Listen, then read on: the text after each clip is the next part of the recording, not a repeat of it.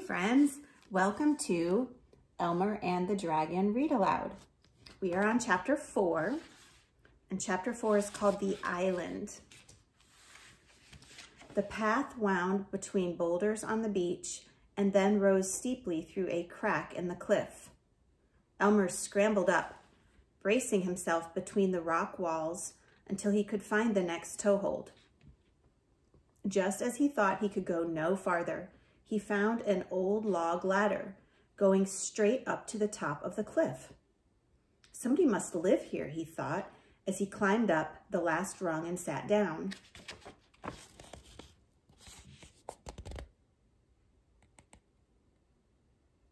can see the ocean. And remember, the dragon was so tired, the dragon had to just rest.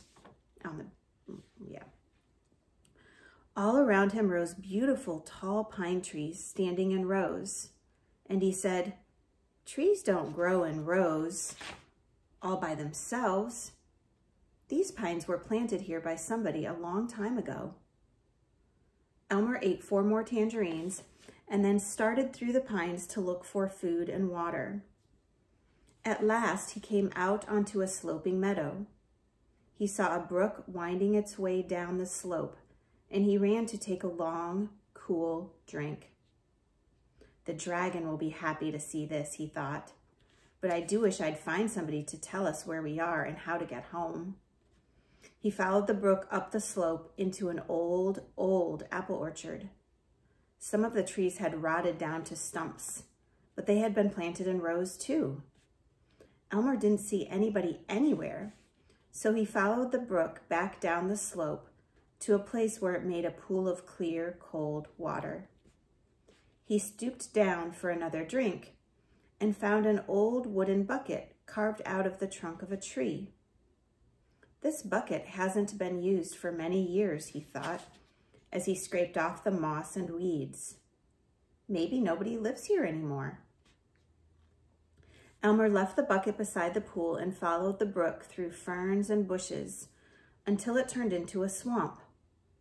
"Skunk cabbages and ostrich ferns all over the place," yelled Elmer, who was worried about the hungry, thirsty baby dragon.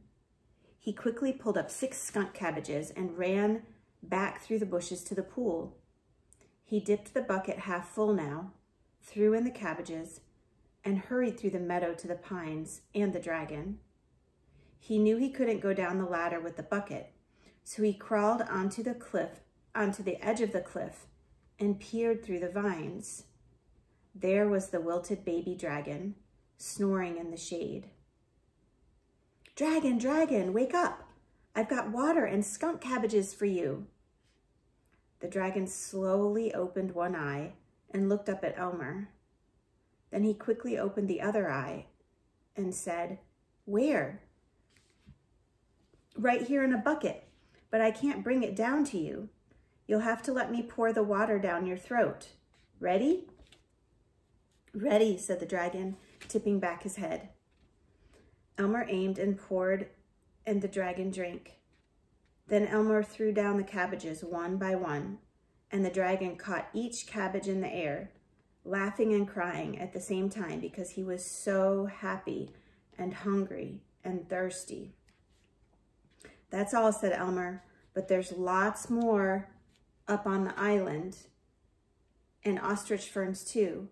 Can you fly up now?" "Ostrich ferns, I better be able to fly," said the dragon, stiffly flapping his gold-colored wings. There's the baby dragon catching the skunk cabbages.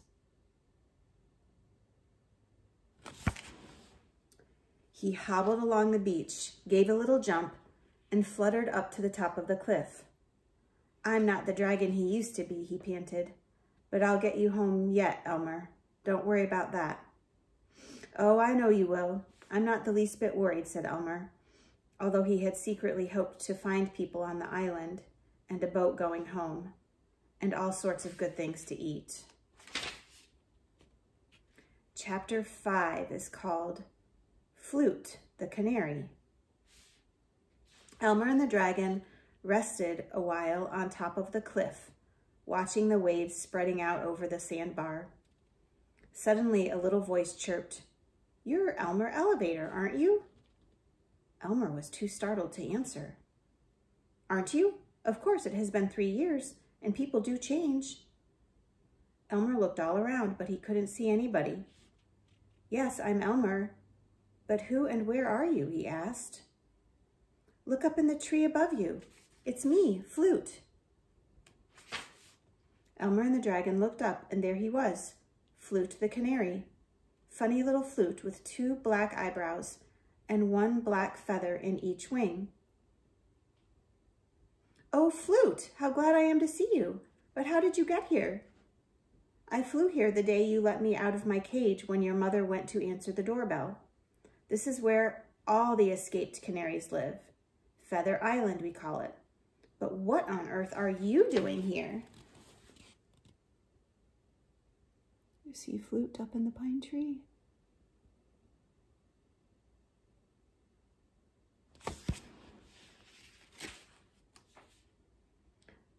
"Well, I just rescued this baby dragon, and he was flying me home, only we got caught in a storm and landed here instead.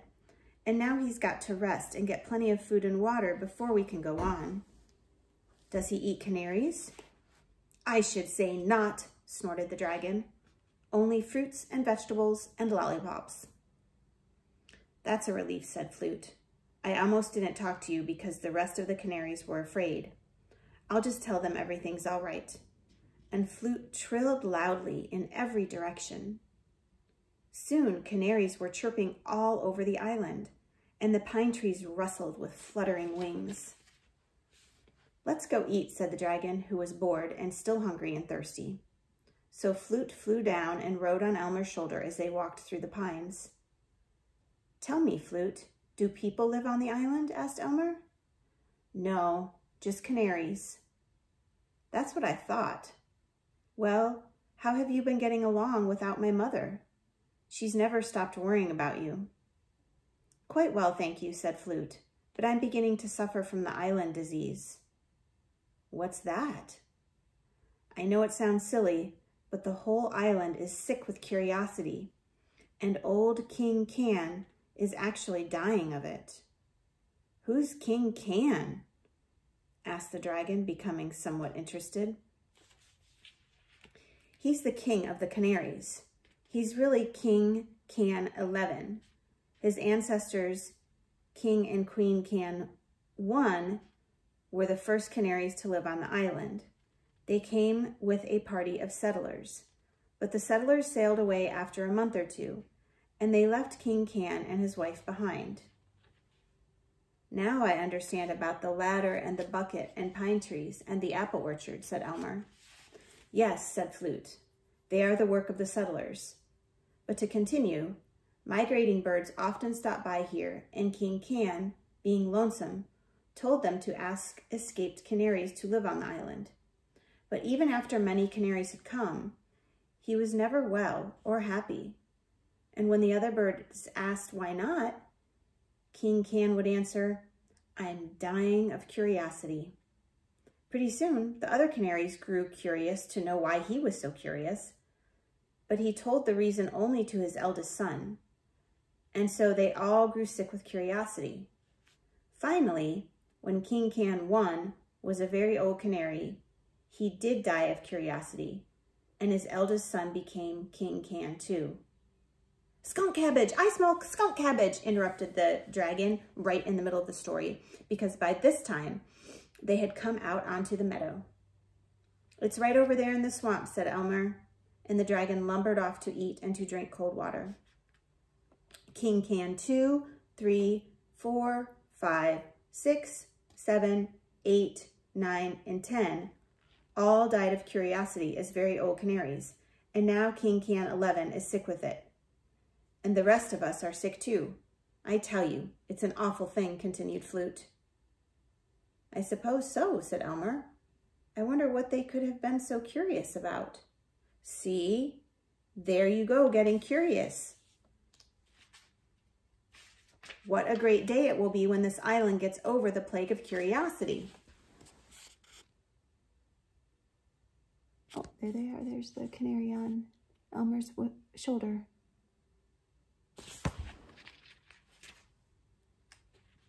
Maybe I could help King Can 11, suggested Elmer. If he weren't curious anymore, then nobody else would be curious to know why he's curious, and everybody would get well. That's right, said Flute. Let's go see the king. He lives in the biggest tree in the forest. Elmer yelled to the dragon that he'd be back soon, but all he could hear was loud munching and drinking noises in the bushes. All right, chapter 6, King Can 11. I'll show you the...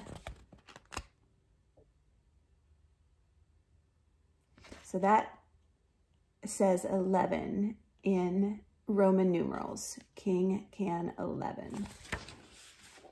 The X stands for 10 and the 1 stands for 1. 10 plus 1 is 11.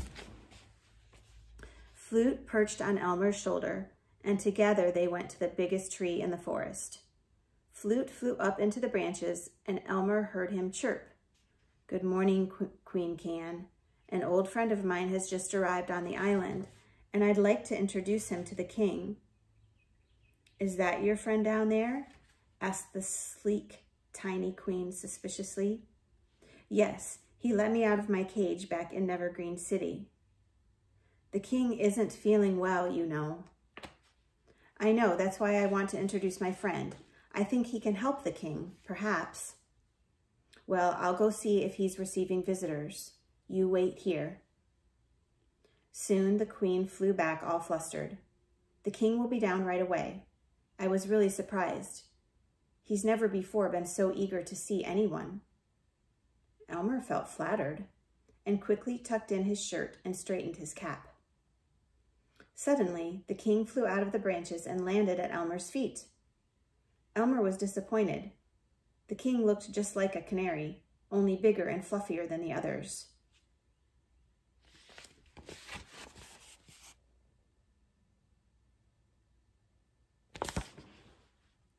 This is my dear friend Elmer Elevator, said Flute. Hello, won't you sit down? Said King Can 11. Thank you, said Elmer, squatting down on the pine needles. It's a great honor to